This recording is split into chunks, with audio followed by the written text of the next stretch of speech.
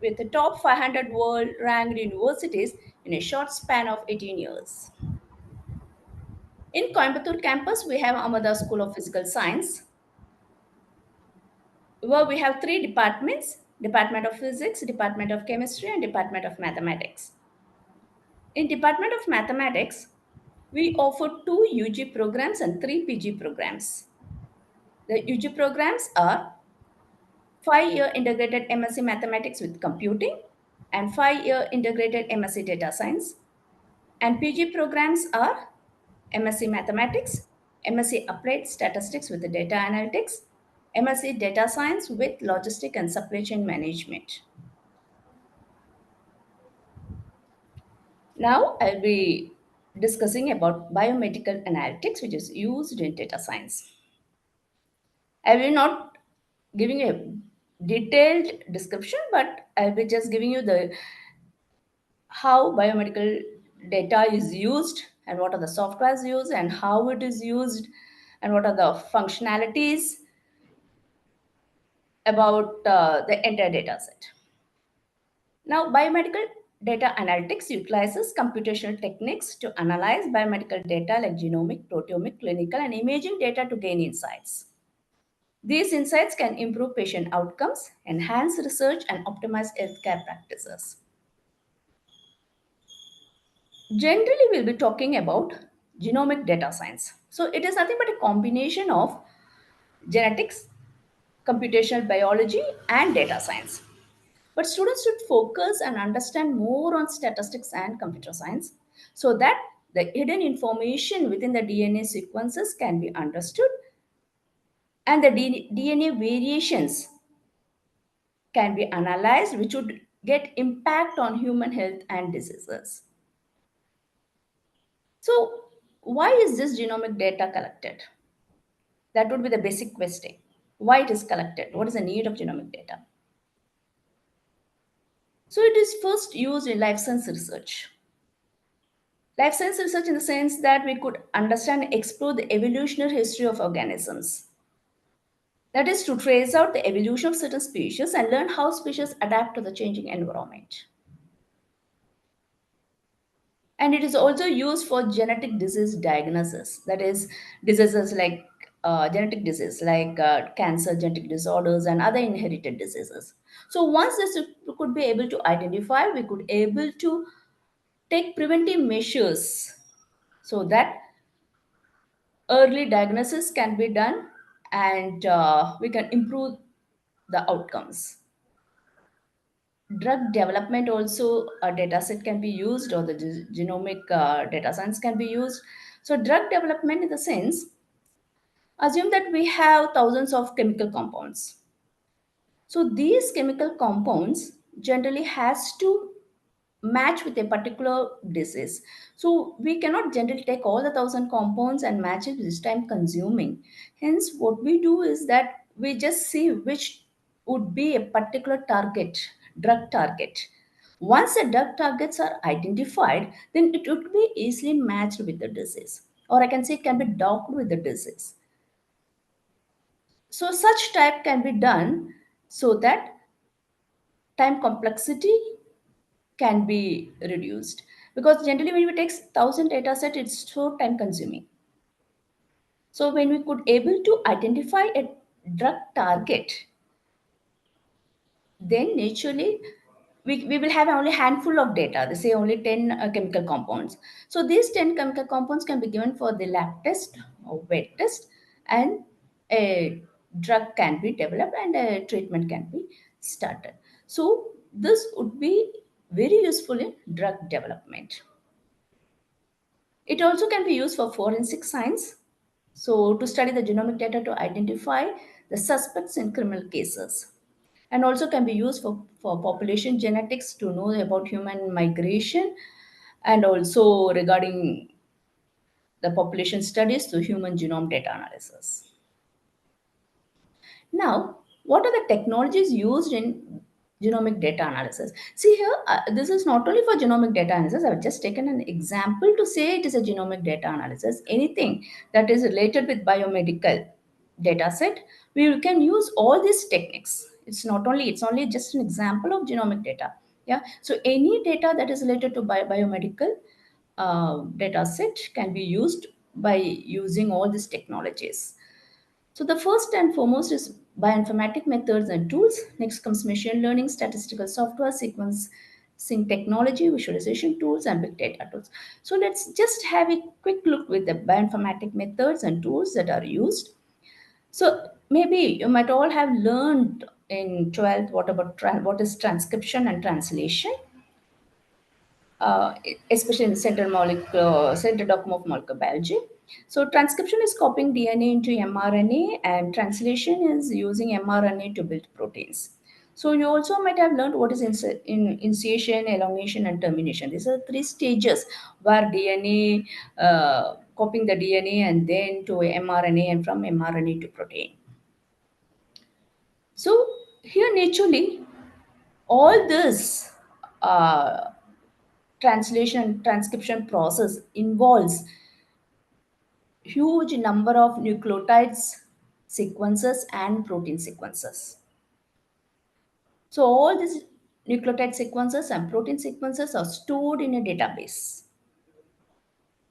So with a huge database, we need to process various algorithms and technologies to identify or to classify a disease or a drug or go for a particular treatment.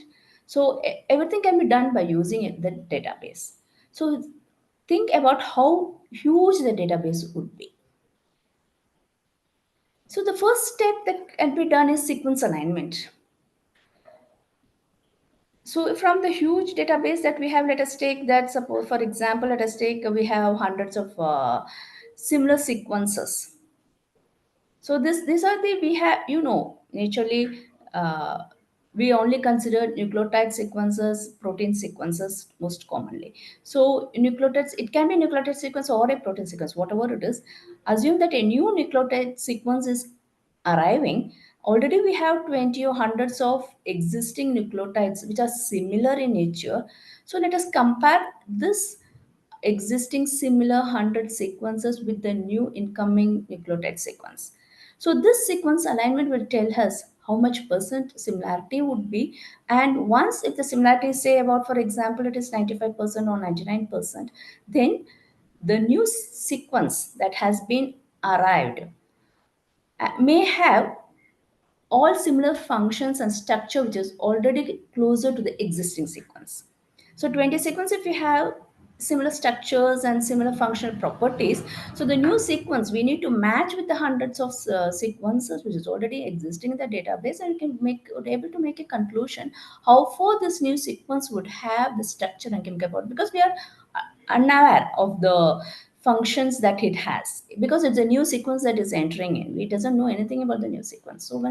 So naturally we need to compare it, and then we can go for the similarity matching, how far it would match. So we will already know there is a group of functions which is already existing, and this function has got all the structures and properties, and naturally this new sequence that has entered will also have more or less the similar sequence. So we'll have an idea about the sequence that has entered it. So sequence alignment is a very important uh, thing that has to be done in the primary stage.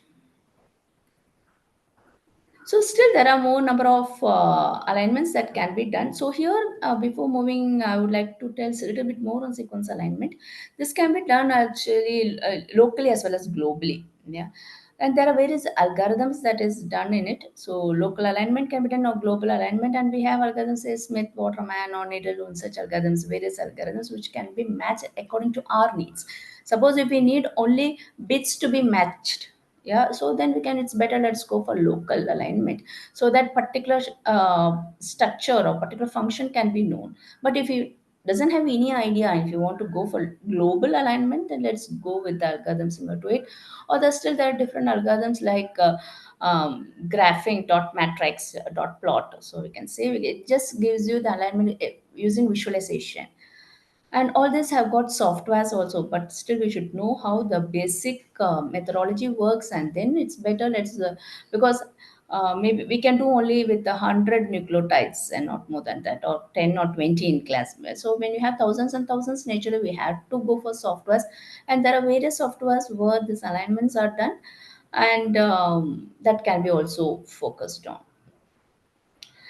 And we can also cluster it to which sequence matchings can be. And you can see in this visualization graph that the first two are matched with the 99% similarity, and then the next orange, two oranges are also matched with the 96%, and these two are again matched. So we can know how closely the sequences are matched, and which are very very closely related, and which forms a group of sequences. Suppose we have 100 species, we can just try matching the sequences of those 100 species and see how these species are related to each other.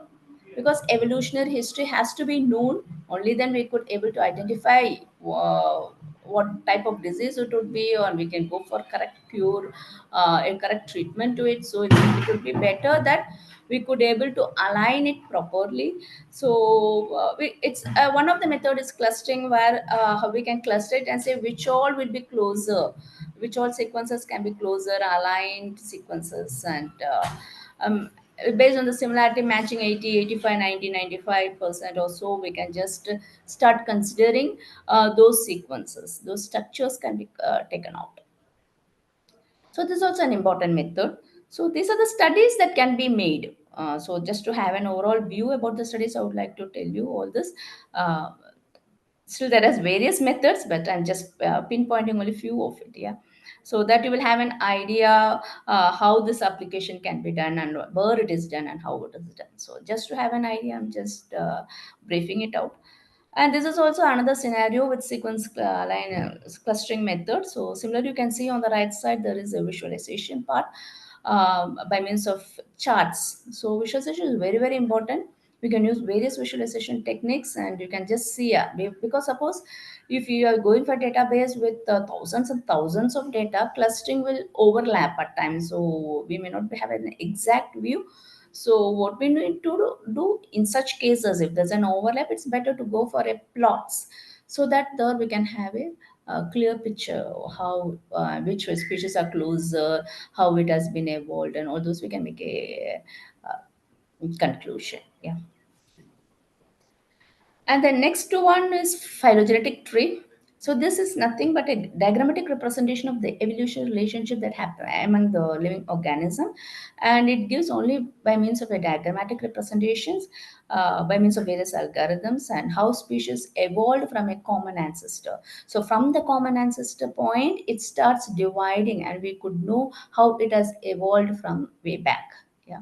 So this is quite interesting, and there are various methods, and the one most commonly used is parsimony method, where you have still it is again subdivided as MLE, a maximum likelihood estimation you can use, which is Duke's Cantor method, and still various methods are used to just create a tree of relationship. So one relation we have seen sequence alignment, other relation we have seen clustering, and the another type of relation is by means of a tree. You can create such tree. Suppose if you're taking the sequences, as I told you earlier, if each sequences or each species, then you can take the species and see how the species are interrelated and how they are connected. Whether they're connected or not, we could able to understand from phylogenetic tree methods. So this is another method to know about how the connection of the species would be. And there are many advantages.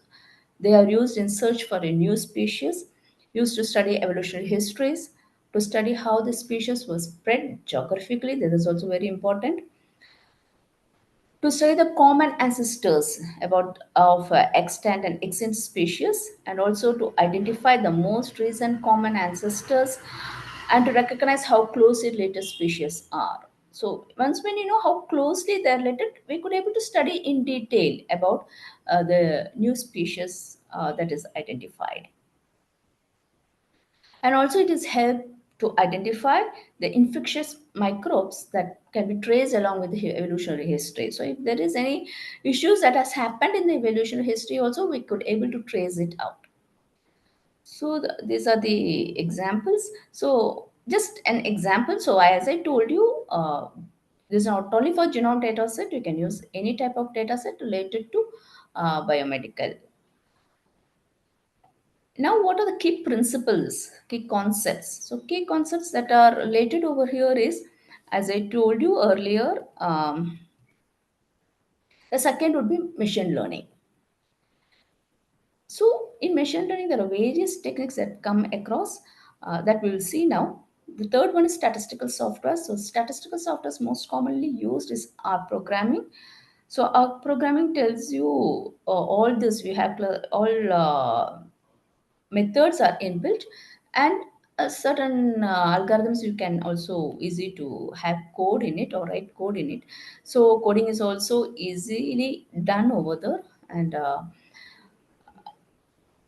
most commonly used is R programming, and still you can use the SPSS Minitab. But SPSS Minitab, the thing is that you cannot use for huge data set. Yeah, so it's also limited.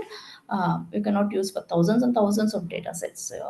So that limitations you have to look into it, and depending on the data set that you have, you can use either Minitab or SPSS. Or if both doesn't work, it's better to go for R programming or Python. Python also you have all this available codes. You can try using it by understanding the statistics behind it and mathematics or working methodology behind it. Once when you know that, you can just code it. It would be easier to code. So all these softwares are packages are available, and apart from that, you have various softwares also. Online softwares are there. You can also use it. Yeah, and visualization tools, yeah, even R programming is good for visualizing, and the data can be any data can be visualized over the.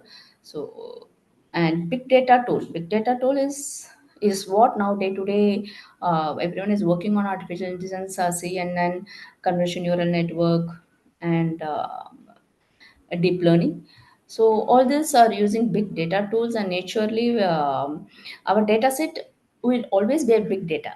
Yeah, so because we'll be using only genome data as a DNA, RNA, as I told you earlier, we have uh, more data for DNA, a complex and huge data sets. So naturally, big data will be more common, more useful tool for identifying patterns, correlations, and anomalies. And statistical methods you should understand is main is correlation and regression. So I think we will be coming across it now. And so these are things, techniques that you should remember. And the second part is machine learning. So in machine learning, you should also know what data integration is. So when you have a data set, data integration also comes under part of machine learning.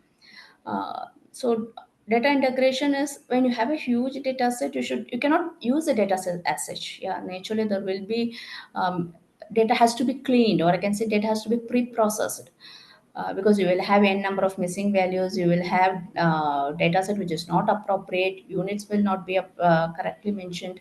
So you can see the data will not be that clear. And also the data's most commonly repeated data would be there. So you should see whether the data that has been obtained is free from error. You should reduce all this error typos that has happened or missing values that has to be rectified. So once everything has been done, pre-processing techniques, there are many things that has to be done. So everything will be learned in detail.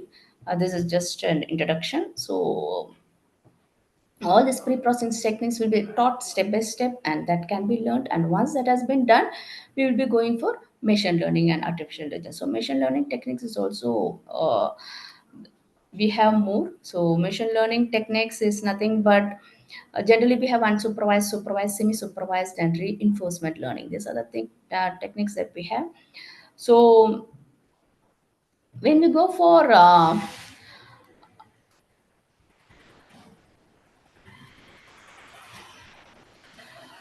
classification, naturally we'll be having a training data set with us. So with the data set, suppose as I told you earlier, we have thousands and thousands of data sets. See whether it is pre-processed, and then let first we need to see whether these data set that we have can be classified as a drug or non-drug. So let's take a classification as a drug or non-drug. So we need to know that. So what we do is that try to train the data set using various algorithms, machine learning algorithms that we have, train it, and then we could know how much percentage accuracy is the trained data set. Yeah. So at times it may be 95% the correctly it would have been classified. Yeah. Or 99% or 90%. So 99% actually will go for C2, that we don't have overfitting and underfitting. Yeah. So with that 90% or 92%, see how far it has been trained. And once that has been identified and that has been tested, now you can give it a new data set, whether that new data set that has been coming in can be classified as a drug or non-drug. So that classification part can all be done by after training the algorithm.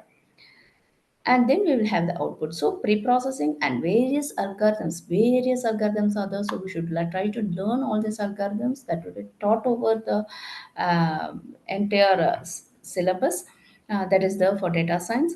So naturally, once the algorithms are trained and tested, we could able to know whether it could be correctly classified or not. After giving the testing data, we could also know how what percent of classification of accuracy is done for the given data set or made on the data set. Yeah.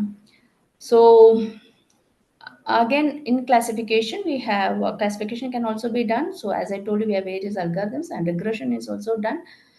So regression is mostly on statistical method. So we have various types of regression also. Multiple regression, multiple linear regression, we have quadratic regression, polynomial regression. So various types of regression. So depending on the data set, we can use the regression method to classify the data.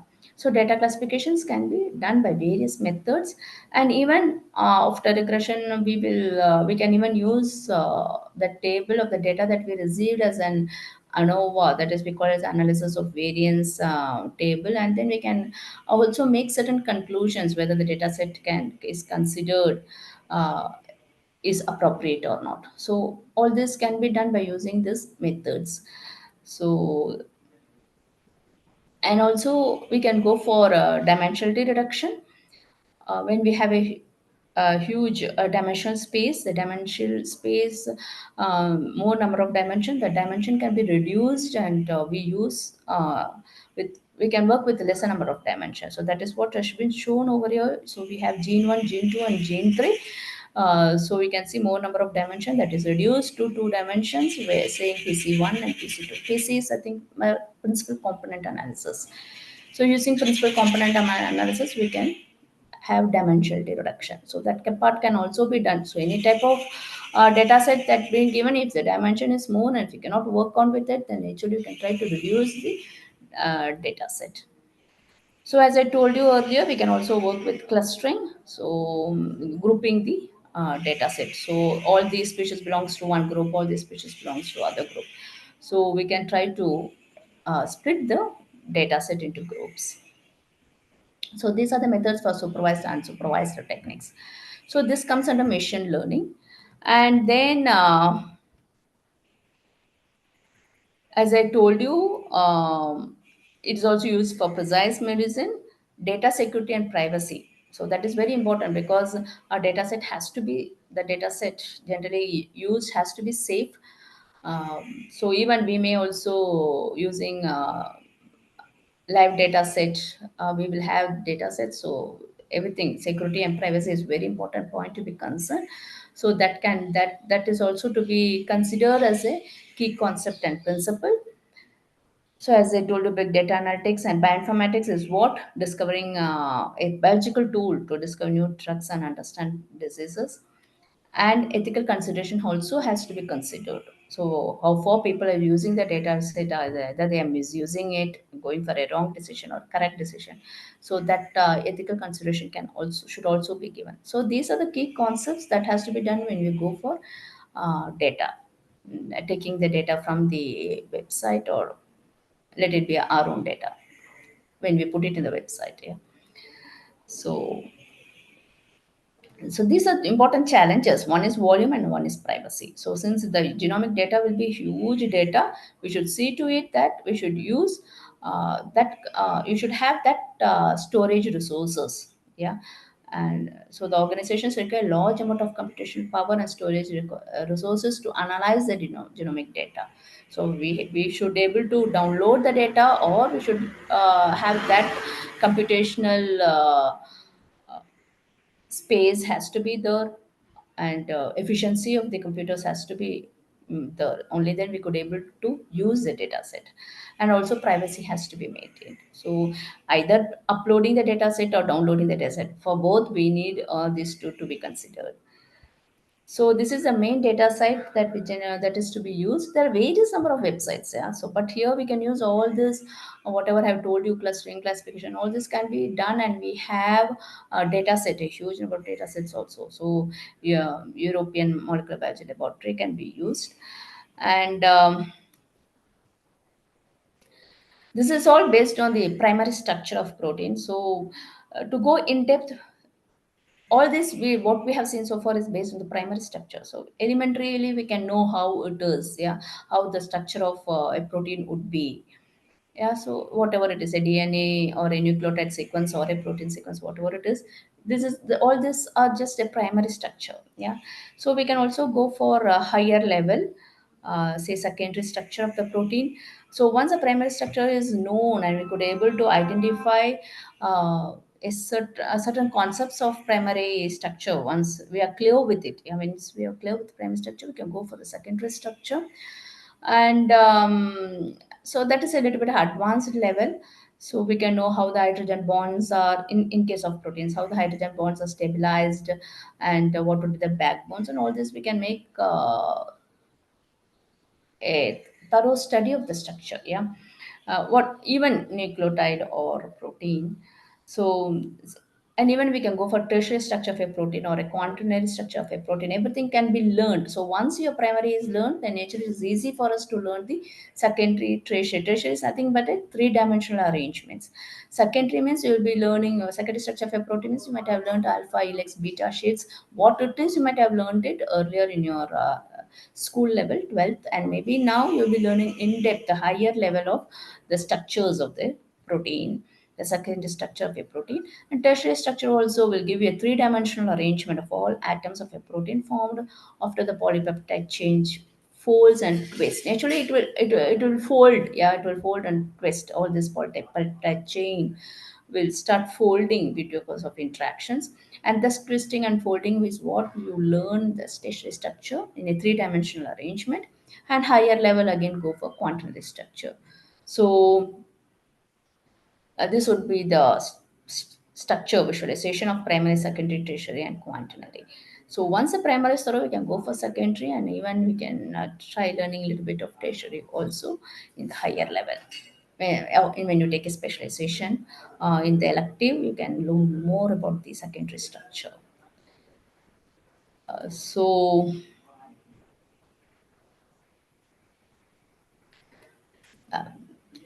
So this is what regarding this biomedical analytics. The thing is that when you learn what biomedical analytics is, you have to learn step by step, and everything will be taught here in Amrita.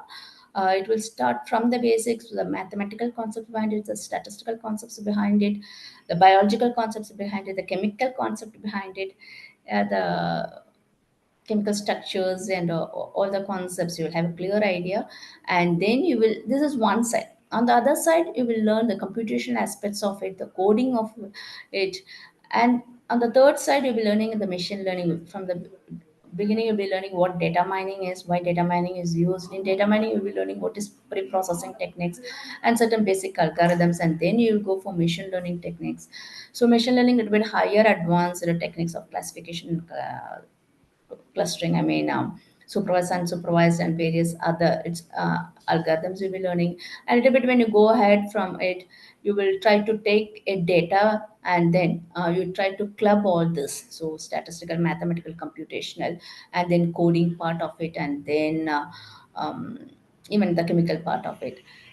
And you start merging all this. So you start merging all this and try doing it with small data set. Yeah, small data set, and see what would be the result.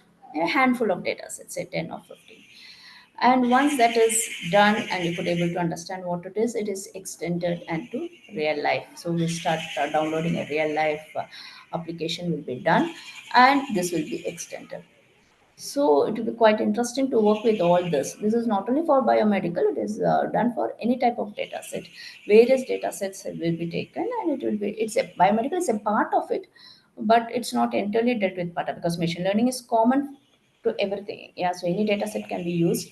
So artificial intelligence, machine learning, so even high big data analytics, that is what we have. You learn deep learning also. So deep learning, and once when you learn deep learning, a higher level of all this, naturally you could able to know what it is, and naturally you have a project, a mini project and a major project. So applying all this in the uh, real data, huge data set that is in the from the website, or from a real data set which is already there in hand or in website, so whatever it is. So that can be done, and it will be quite easy because it is taught from the scrap. So you could able to do it step by step, and then try to analyze it and come to a conclusion which is satisfactory. So this is what the overall idea of it. So any queries, you can just ask me.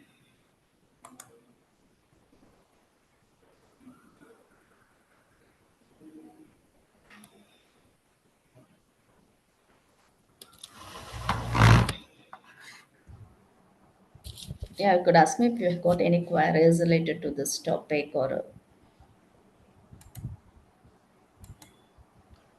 Participants, if you have any queries related to this, you can just post it in the chat box.